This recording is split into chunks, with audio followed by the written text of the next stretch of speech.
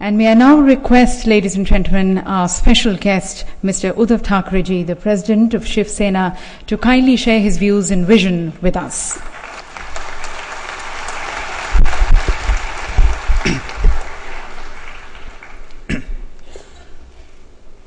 माननीय राजनाथ जी, माननीय राजकुमार जी, शेखर जी, मंच पे उपस्थित सभी महानुभाव और देवी और सज्जनों, राजकुमार जी, पहले तो मैं आपको धन्यवाद देना चाहता हूं और अभिनंदन भी करना चाहता हूं। अभिनंदन इसलिए करना चाहता हूं क्योंकि आपकी संस्था, मैंने पढ़ा 92 इयर्स पूरी कर आगे जा रही है। इतना लंबा जो आपने सफर किया है, बड़ा मुश्किल होता है। और सिर्फ सफर नहीं किया तो कामयाबी के साथ सफर किया है, तो आपको मैं आपका अभिनंदन करना चाहता हूं।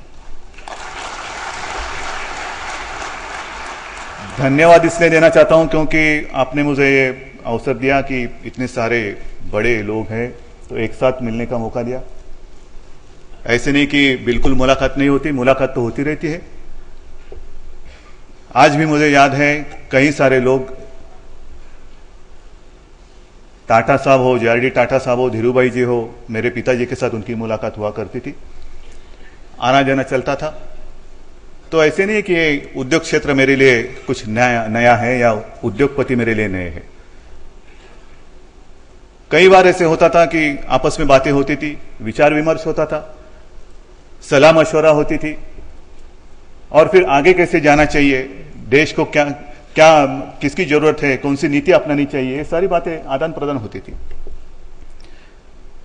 शेखर जी, आपने बातों बातों में कहा कि एक मंत्री जी ने आपको कहा दिल पर हाथ रखकर कि आने वाली सरकार इससे खराब होगी। भरोसा रखना नहीं रखना आपके ऊपर है, लेकिन मैं मेरे दिल पर हाथ रख के कहता हूं कि आने वाली सरकार हमारी होगी।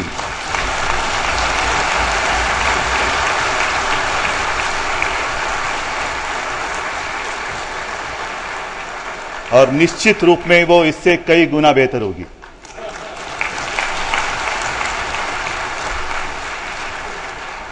लेकिन उसके लिए एक काम आपको भी करना होगा। उस मंत्री जी का नाम मुझे बताइए ताकि मैं उनको मंत्रिमंडल में नहीं लूंगा। नहीं, अच्छे की शुरुआत करनी चाहिए तो कहीं ना कहीं से तो शुरू होना चाहिए। आज दिल्ली में मैं आया हूं, बहुत दिनों के बाद आया हूं, और ये बात सच है, आना जाना मेरा बहुत कम होता है। हमारे सांसद यहाँ है, कुछ भी पॉलिटिकल बात होती है तो हमारे सांसद आते हैं। मैं मानता हूं आज मैं यहां आया हूं, चलो आज से शुरुआत हुई है। प्रधानमंत्री जी ने कहा है कि मुंबई दिल्ली कॉरिडोर की शुरुआत हुई है, तो कॉरिडोर हमारे लिए, दिल्ली आने के लिए। वो कॉरिडोर बना रहे, इस्तेमाल हम करेंगे।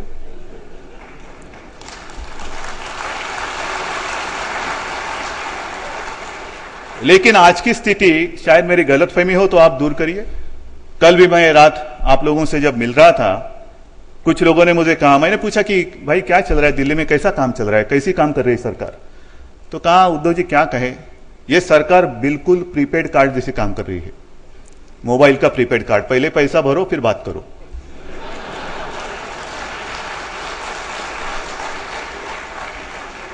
तो मैंने कहा ठीक है, लेकिन बात तो हो रही है। तो नहीं ना, जब हम डायल करते तो सुनाई देता है कि आप नेटवर्क क्षेत्र के बाहर हो। पैसा तो गया, मोबाइल लेके घूम रहे, क्या करना है इसका? राजनाथ जी, अपना कर्तव्य है इन लोगों को आश्वस्त करना कि ये प्रीपेड सिस्टम हम बंद करेंगे, प्रीपेड सिस्टम बंद। और इतना ही नहीं, सभी के सभी लोग हमारे नेटवर्क में आएंगे, सभी, जो छोटा भी हो बड़ा भी हो, कोई भी होने दो, नेटवर्क में आना चाहिए। नहीं तो सरकार किस काम की? आज आपने मुझे यहां बुलाया है और कहा है कि वैसे कागज पे देखा 15 मिनट लिखे मेरे सामने, और विषय तो बड़ा है, इंडिया मैनिफेस्टो। इंडिया मैनिफेस्टो मैं क्या कहूं? मैं तो स्वयं एक कलाकार हूं, मेरे पिताजी कलाकार थे। मैं देख रहा हूं कि एक कोरा कागज मुझे दिया गया है और उसके ऊपर पेंटिंग करना है। कागज पूरा हो तो बात आसान होती है, लेकिन आज मेरे सामने एब्स्ट्रैक्ट पेंटिंग आपने रखा है और कहा है कि इसके ऊपर पेंटिंग करो। क्या कहूं मैं? मैनिफेस्टो इंडिया के लिए कहां से शुरुआत करें हम? बहुत सारी बातें हैं, 5 चुनौतियां आपने लिखी हैं। 5 चुनौतियां आज भी अपने देश को आजाद होने के बाद 60-65 साल हुए हैं तो भी चुनौतियां हैं। और ये कौन सी चुनौतियां हैं? सिंपल है। जो भी आपने बात कही है, नेशनल सिक्योरिटी की बात अगर आप कहें तो ये चुनौती आज हो सकती है। हम मानते हैं अपना देश पूरे दुनिया में एक ताकतवान देश है और नेशनल सिक्योरिटी की चिंता हमें हो रही है। क्यों हो रही है सारी बातें? मुझे लगता है वो इसलिए हो रही है कि सरकार का कंट्रोल नहीं रहा किसी के ऊपर। भले प्रधानमंत्री जी ने आज कुछ कहा, बड़ी अच्छी बात है, मैं उनकी व्यक्तिगत आलोचना नहीं करना चाहता, लेकिन सिर्फ मैं आपको बताना चाहता हूं या पूछना चाहता हूं, जब हमारी सरकार थी, एनडीए की सरकार थी, मैं भी कभी कभी विदेश जाता हूं छुट्टियां मनाने के लिए, मेरे परिवार के साथ जाता हूं। मैं कभी झूठी बातें नहीं करता कि मैं परदेश जा रहा हूं क्या इन्वेस्टमेंट लाने के लिए, नहीं। मैं जाता हूं, छुट्टी माना कराता हूं। लेकिन एक जमाना ऐसे भी मैंने देखा है, आप लोगों ने अनुभव किया है, जब अपनी सरकार थी, एनडीए की सरकार थी, और उस वक्त हम कभी विदेश जाते थे तो हमें पूछा जाता था कि आप कहां से हो? इंडिया से हो? ओ, इंडिया इज बूमिंग। और मैं सच कहता हूं, जो भी व्यक्ति मुझे मिलती थी, वो चाहे कार चलाने वाला ड्राइवर हो, सूट पहनकर बैठता था गाड़ी चलाने के लिए, लेकिन वो कहता था कि I want to come to India. क्यों? क्योंकि इंडिया इज बूमिंग, मुझे पैसे कमाने हैं, मुझे इंडिया आना है। आज के दिन इंडिया को किस नजर से बाहर देखते हैं? कुछ लोगों ने मुझे ऐसे भी कहा था, जो वहां पे सरकार में शामिल थे, वहां के सांसद थे, उन्होंने कहा था कि अब हमें इंडियंस को हमारे यहां बुलाना होगा, क्योंकि उनकी जो बुद्धिमत्ता है उसका इस्तेमाल हम भी हमारे देश के लिए करना चाहते हैं, हमें उनके लिए दरवाजे खोलने होंगे। और आज मैं पढ़ रहा हूं, आज मैं देख रहा हूं कि उसी जगह, उसी देश में अपने इंडियंस को हाई रिस्क टूरिस्ट करके देखा जाता है। और उस वक्त जब अपनी सरकार थी, राजनाथ जी, हमने जाहिरात की थी इंडिया शाइनिंग, फील गुड, आपको याद है? तो सारे लोगों ने आलोचना की थी, ये क्या है, इंडिया शाइनिंग क्या है, इंडिया शाइनिंग क्या है, कहां है शाइनिंग इंडिया? चलो छोड़ दो, नहीं था। अगर उस वक्त इंडिया शाइनिंग नहीं था, बहुत सारे फॉरेन के इन्वेस्टर्स भी अपने हिंदुस्तान में आने के लिए बेकाबू थे, कब आते हैं, कब आऊं मैं। तो उस वक्त अगर इंडिया शाइनिंग नहीं था, तो आज का चित्र कैसा है आप बताइए मुझे। आज क्या है, इंडिया की छवि क्या है? कोई आना चाहता है अपने देश में? कोई वेलकम करना चाहता है अपने देश के, अपने नागरिक को? किसने बिगाड़ा ये चित्र? शेखर जी, आप जो सवाल करना चाहते हैं, ये सारे सवाल प्रधानमंत्री जी को करिए। हमें जो मौका मिला था, कितना मिला था? और मैं कहता हूं, मैं कुछ, एक तो मेरी एक आदत है जो मेरे पिताजी ने मुझे सिखाया है कि उद्धव, एक बात ध्यान रख, जो भी तू कहेगा वो तुझे करना होगा, अगर नहीं कर सकता है तो कहना मत, कहना मत। और इसलिए जो भी मैं कहूंगा वो करके दिखाऊंगा, और जो करूंगा वही कहूंगा। शायद आपको पसंद आए ना आए, लेकिन आपको अच्छा लगे, इसलिए मैं कुछ झूठी बातें आपके सामने नहीं रखूंगा। ये मेरे खून में नहीं है, झूठ कहना मेरे खून में नहीं है। और उस वक्त जब हमारी सरकार थी, महाराष्ट्र में थी, किसकी ताकत है, क्या ताकत है, वो बात अलग है। लेकिन महाराष्ट्र में हमें कितने समय मिला था? 4-4.5 साल। उसमें चुनाव कितने बार आए? एक 13 दिन की सरकार, 13 महीनों की सरकार, 1 साल की सरकार, चुनाव पे चुनाव, मतलब जरा कुछ निकलते बाहर तो आ गए चुनाव, लगाओ चुनाव, चुना सबको, वही मैनिफेस्टो दे दो, वही सबको सपने दिखाओ। लेकिन हमारे कार्यकाल में जो कुछ हमने किया है महाराष्ट्र में, आज ये सब फूड सिक्योरिटी की बात हो रही है। हमने हमारे कार्यकाल में 5 जीवनावश्यक जो वस्तुएं थी, उनके दाम हमने कायम रखे थे, स्थिर रखे थे। और उस वक्त भी अनाज हमें इंपोर्ट नहीं करना पड़ा, जो आज की स्थिति है। हम फूड सिक्योरिटी देना चाहते हैं, गरीब लोगों को अनाज देना चाहते हैं, लेकिन अनाज की अगर कमी हो तो हम बाहर से अनाज लाएंगे। और अपना देश कृषि प्रधान देश है, जय जवान जय किसान, पता नहीं क्या है।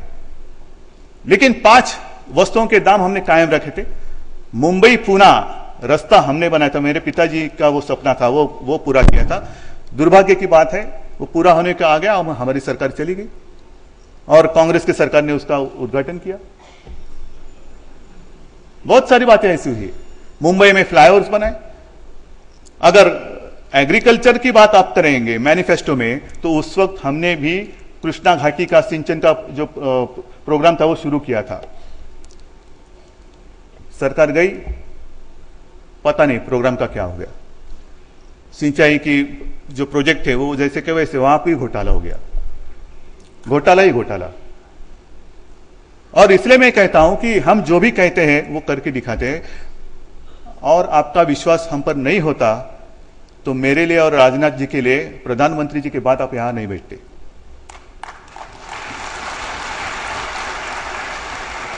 क्योंकि आप भी चाहते हैं कि अभी तंग आ गए हम लोग, कुछ बदलाव चाहिए, कुछ बदलाव चाहिए। ऐसा क्यों होता है हर साल बजट के दिन सारे लोग सांस रोककर बैठते, क्या होगा कुछ पता नहीं, क्या होगा कुछ पता नहीं, किसकी कीमत बढ़ेगी, क्या होगा, पॉलिसी का क्या होगा। हर साल पॉलिसी क्यों बदलनी पड़ती है? ऐसे नहीं हो सकता कि चलो सबको मिलकर। ये डायलॉग जो है राजकुमार जी, मैं तो मानता हूं ये डायलॉग सिर्फ आज के दिन का नहीं होना चाहिए, ये एंटरटेनमेंट प्रोग्राम नहीं होना चाहिए कि आपको कुछ अच्छी पिक्चर नहीं लगी दिल्ली में तो चलो क्या करें, राजनाथ जी और उद्धव को बोला एंटरटेनमेंट करेंगे। ये एंटरटेनमेंट का प्रोग्राम नहीं होना चाहिए। अब हमारी सरकार तो आने वाली है, सरकार आने के बाद भी आपका संवाद आपके साथ हमारा जारी रहेगा। कुछ पॉलिसी बनानी होती है तो सबको ले लो ना साथ में। शेखर जी, आपने जो बात कही कि जो पार्टी, राजनीतिक पार्टियां हैं एक दूसरे को दुश्मन की नजर से देख रहे हैं, क्यों? क्योंकि सबको कुर्सी चाहिए। देश का हित किसके मन में नहीं है, मैं किसके लिए काम कर रहा हूं, सब लोग के मन में मेरा क्या होगा, मेरा क्या होगा, मेरे बाल बच्चों का क्या होगा, यही बस मन में है।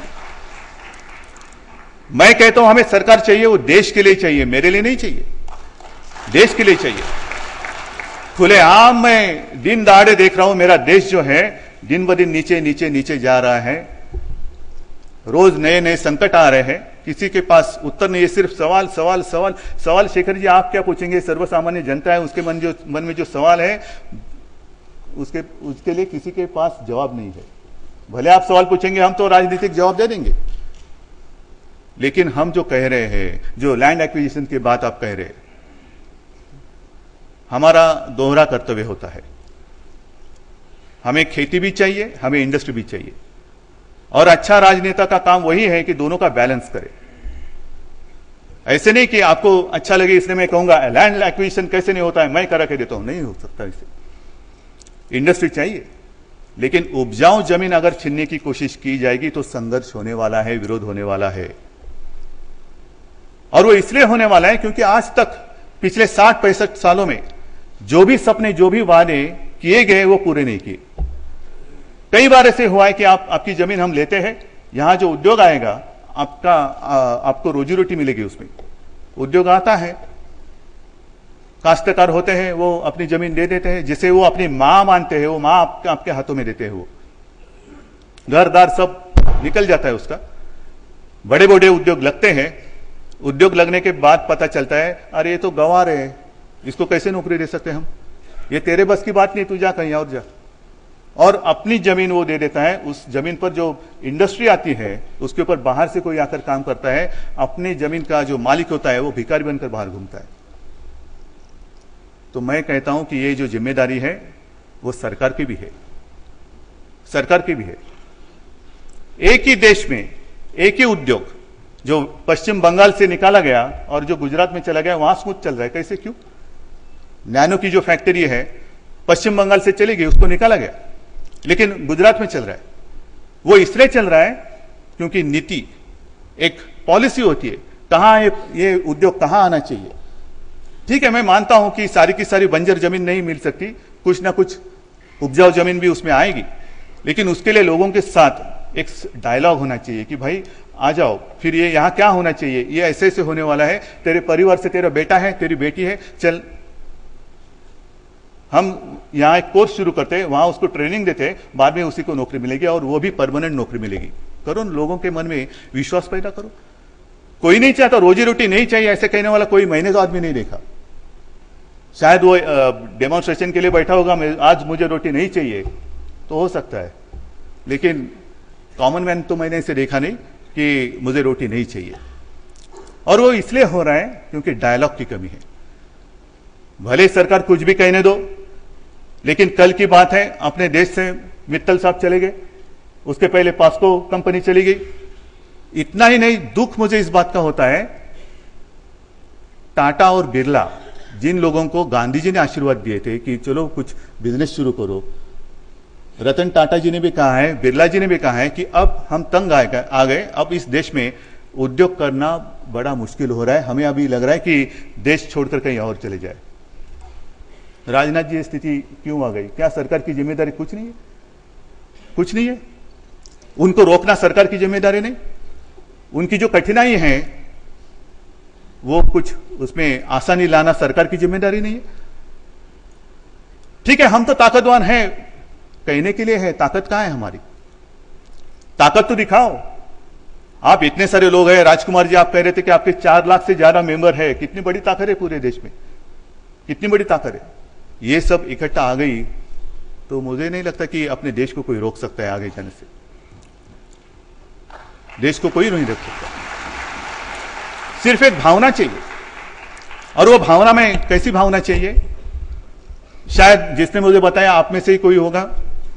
कुछ दिन पहले मुझे किसी ने कहा था कि उनके कुछ मित्र व्यवसाय के लिए, उद्योग के लिए चाइना गए थे, और चाइना में तो आपको मालूम है भाषा की समस्या है, वहां के कानून कुछ अलग है, तो लोकल गाइड की एक आवश्यकता होती है। तो उन्होंने एक लोकल गाइड अपॉइंट की, एक महिला थी वो, जो अंग्रेजी भी जानती थी, वहां के कायदे कानून भी जानती थी, सुबह से लेकर देर शाम तक वो उनके साथ मेहनत करती थी, कहाँ कुछ फॉर्म भरना है, क्या कहना है, कहाँ जाना है, वो सब मदद करती थी। एक 8-10 दिनों के बाद किसी के मन में आ गया कि अरे ये महिला हमारे साथ काम कर रही है, इसने पूरे हफ्ते में छुट्टी नहीं मांगी, दिन रात काम करती है, क्या इसका घरदार परिवार है या नहीं है? पूछताछ करने के बाद पता चला एक तो वो महिला उस शहर में रहने वाली नहीं थी, कहीं और शहर में, दूर शहर में रहती थी। उसका भी घर था, परिवार था, बाल बच्चे थे, लेकिन महीने में शायद 2-3 दिन वो घर अपने जाती थी। 2-3 दिन घर जाती थी तो इसकी कमाई बहुत होगी। उसको पूछा फिर आपको ओवर टाइम मिलता होगा? तो उसने पूछा, देखा, बोले ओवर टाइम? ओवर टाइम क्यों? I work for my country, I work for my nation. मुझे ओवर टाइम की आवश्यकता नहीं है। चलो हम आपस में पूछते हैं, कितने लोगों के मन में ये भावना है, मुझसे लेके आप में, कि जो भी हम काम करते हैं मैं देश के लिए काम करता हूं, है? किसी के मन में नहीं है। ये ग्लोबलाइजेशन की जो बात चल रही है, मैं मानता हूं ग्लोबलाइजेशन का दूसरा अर्थ है इकोनॉमिक वर्ल्ड वॉर। पूरी दुनिया अपने देश को एक मार्केट के रूप में देख रही है, पूरी दुनिया। इंडियन मार्केट बढ़ रहा है, इंडियन मार्केट बढ़ रहा है, चाइना से सारी वस्तुएं, चीजें आ रही हैं। विदेश भी जाते हैं तो made in China, made in Bangladesh, made in ये, मेड इन वो, मेड इन इंडिया कहां है? कहां है मेड इन इंडिया? अपने ही देश में बाहर से लोग आकर अपना जो मार्केट है वो कैप्चर करते हैं। हमारे हाथ में हम अपना मार्केट क्यों नहीं रखते? क्या हमें कमी है? कौन सी कमी है और क्या कठिनाई है? वो इसलिए शायद मुझे लगता है कि जो एक देश भावना हमारे मन में होनी चाहिए थी वो नहीं दिखाई दे रही। ये तो ग्लोबल वॉर है, और आज के दिनों में मैं नहीं मानता कि कोई आकर अपने ऊपर बम डालेगा।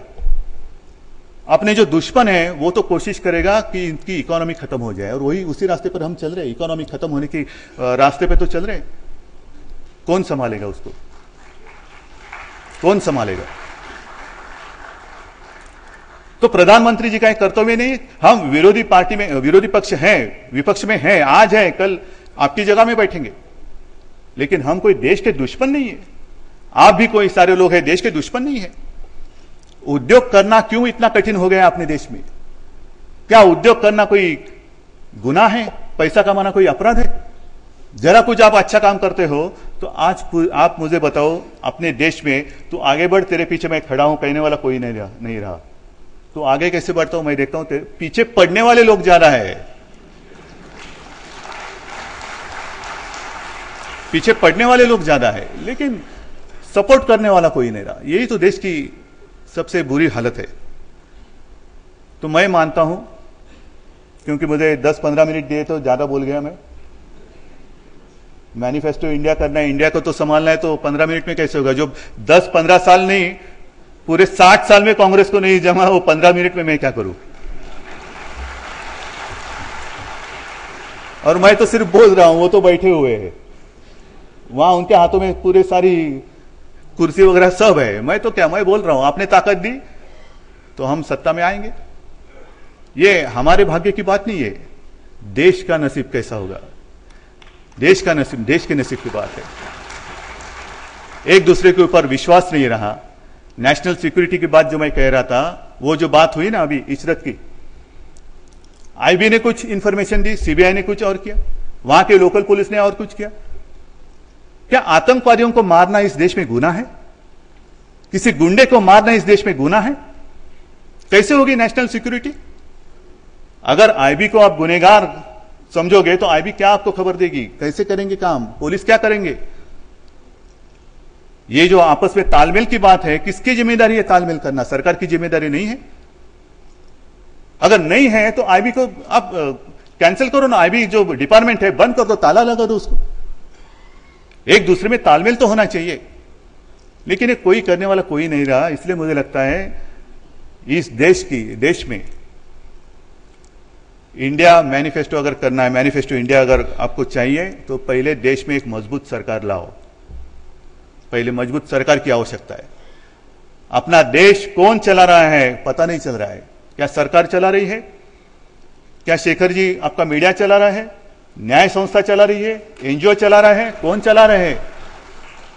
और फिर जो वोट करता है कॉमन मैन, उसके वोट का क्या हो गया? सिर्फ काला दाग उसके उंगली पर लग गया, बाकी का बड़ा दाग तो राजनीति लोगों ने अपने ऊपर लगा दिया, उसका कुछ नहीं होता, वो धब्बा। और फिर कहने के लिए ठीक है धब्बे अच्छे होते, दाग अच्छे होते, लेकिन धोएगा कौन? तो चलो हम मिलकर धोते हैं पहले। इसलिए मैं कहता हूं इस देश में एक मजबूत सरकार की आवश्यकता है और देश को एक भरोसेमंद चेहरे की आवश्यकता है। मेरे देश का आज नेता कौन है? आता है कोई शक्ल, कोई चेहरा आपके सामने आता है कि अरे ये मेरे देश का नेता है? नहीं, कोई नहीं है। देश का नेता कहने लायक कोई दिखाई नहीं दे रहा है। तो चलो पहले मजबूत सरकार लाओ, एक भरोसेमंद चेहरा लाओ, और बाकी कोई कहे ना कहे, शुरुआत हम अपने आप से करते हैं। आप है यहां पे, हम सारे लोग बैठे हैं, चलो हम मिलकर कहते हैं कि we will work for our nation. कोई नहीं है तो चलो हमसे शुरुआत करते हैं कि हम अपने देश के लिए काम करेंगे, जो भी कुछ कहेंगे, जो भी कुछ करेंगे अपने देश के लिए करेंगे। और जो कॉमन मैन है सिर्फ सपना सपना सपना सपना देखकर उसको नींद तो आती नहीं, क्योंकि सपना देखने के लिए नींद तो आनी चाहिए। नींद ही हराम हो गई उसकी तो क्या भरोसा करेगा? तो इसीलिए मैं कहता हूं कि अपना कर्तव्य है, हम आगे बढ़ेंगे। कौन आगे बढ़ेगा? बढ़े ना बढ़े, अपना कर्तव्य, मैं आगे बढ़ूंगा, आप आगे बढ़ेंगे, और हम मिलकर इस देश को एक अच्छा देश बनाएंगे। और सचमुच इस देश की एक ताकत है, बड़ी ताकत है, शायद हमने नहीं पहचानी लेकिन विदेशी लोगों ने पहचानी है, और इसलिए शायद वो हमारी छवि खराब करने के पीछे पड़े कि कैसा इंडिया आगे आ रहा है। हम देखते हैं इंडिया आगे बढ़ रहा है, सुपर पावर हो रहा है, चलो इसको खत्म करो। विदेश में जब लोग कहते हैं कि अभी इंडिया में बड़ा भ्रष्टाचार हो रहा है, इंडिया में महिलाओं के लिए सुरक्षितता नहीं रही, तो बड़ा दुख होता है। और इसलिए मैं कहता हूं, मैंने आपको आह्वान किया है, चलो साथ में आ जाएं और इस देश को हम आगे बढ़ाएंगे। जय हिंद, जय महाराष्ट्र, वंदे मातरम।